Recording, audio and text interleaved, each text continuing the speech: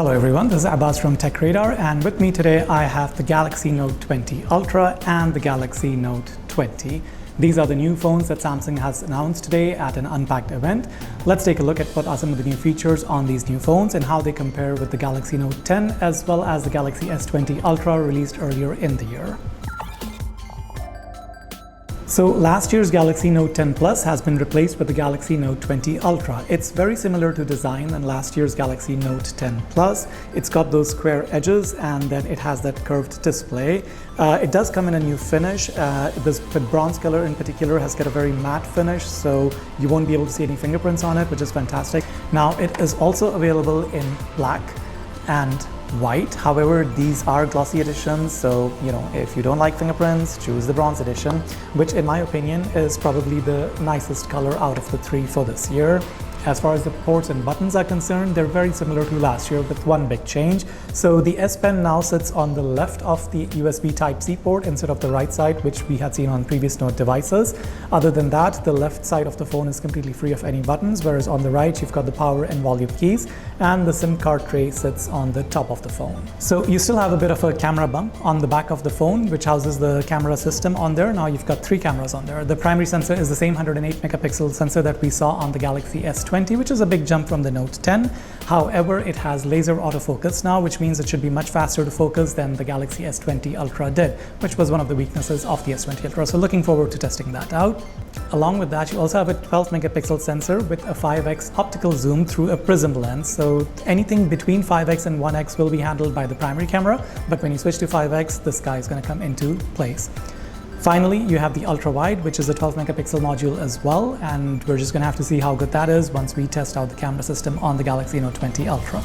The camera on the Galaxy Note 20 Ultra now supports a pro-grade video experience as well. Now we've had pro-grade photography, this one brings that to videos as well. You can capture 8K videos at 24 FPS, which was possible on the Galaxy S20 Ultra as well, but now you have a very large cinematic 21:9 aspect ratio. The video camera also supports recording at 120 FPS at full HD, which means that you are going to get super smooth video out of this.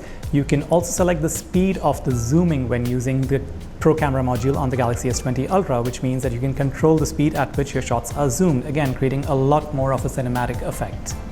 Another great feature about the Galaxy Note 20 Ultra's pro-grade video experience is that you can select which mic records the audio. It has three mics that are built in, so you can either select the front or back mics that you like, along with a USB mic as well as a Bluetooth mic. So if you have Galaxy Buds, for example, you can use that as a mic as well with the pro-grade video application that is actually built as part of the camera app now. Now the screen on the Galaxy Note 20 Ultra is a 6.9-inch screen, which is similar to what we saw on the Galaxy S20 Ultra earlier in the year.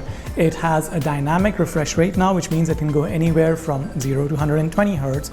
Does that also work at QHD resolutions? I haven't had a chance to test that out yet, but I'm hoping that because it's a dynamic level refreshing rate, it should be able to work at higher resolutions as well. Coming to the Galaxy Note 20, it has a flat 6.7-inch display, which is a big improvement over last year's Note 10, which had a 6.4-inch display. However, this is flat, not curved, which, hallelujah, I love. I much prefer a flat display over curved. But sadly, it doesn't have the high refresh rate. It's stuck at 60 Hz refresh rates. Why Samsung?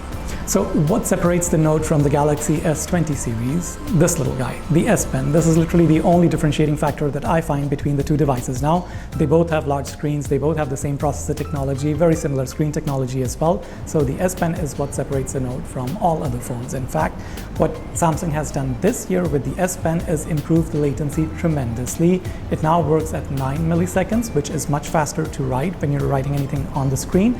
It's gone down from 42 milliseconds, so that's a massive jump. Samsung introduced air gestures with the Galaxy Note 10 last year, but this year you've got a few additional enhancements to that. They work system-wide, so you can use home, back, recent, and a couple of other gestures anywhere at all you're in the phone. You're not restricted to a particular app for using them. The Samsung Notes application has also got a big jump. You will be able to sync your notes with Microsoft Outlook in a future update, as well as have real-time synchronization between the notes on your phone as well as your PC or your tablet for that matter. Unfortunately, the app is still not available on the Mac or web platforms, so if you have a PC or a tablet, great, it works very well on that. Otherwise, you're restricted to Samsung's ecosystem on there. The Notes app also supports PDF annotation as well as straightening your writing. So if you like writing and your writing is a little bit slant, it will automatically correct that. Now, it doesn't change that to text, it still preserves your writing style, so it's a cool AI trick.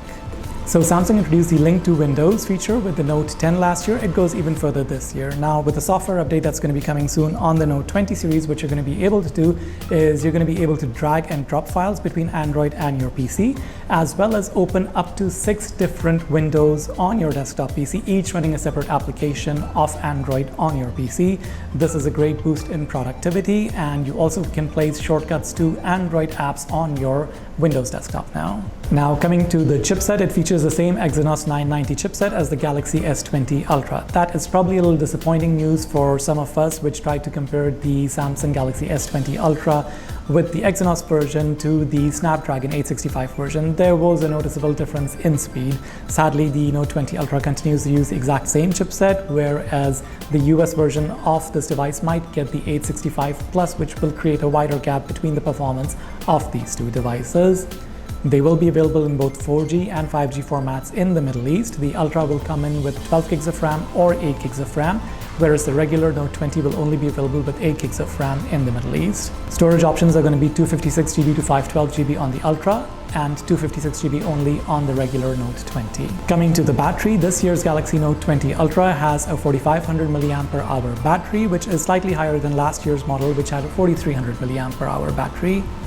Now, talking about charging, it comes with a 25-watt charger in the box, but can support charging speeds up to 45 watts. What that allows you to do is charge you up to 50% in about half an hour's time.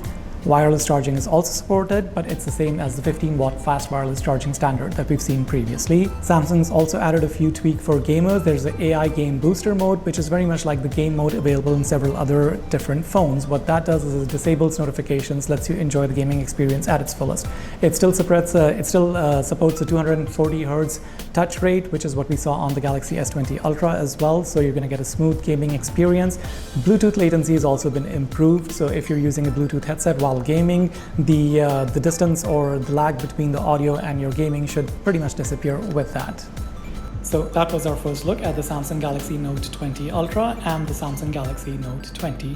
Stay tuned to Tech Radar for a full review, and this is Abbas signing out.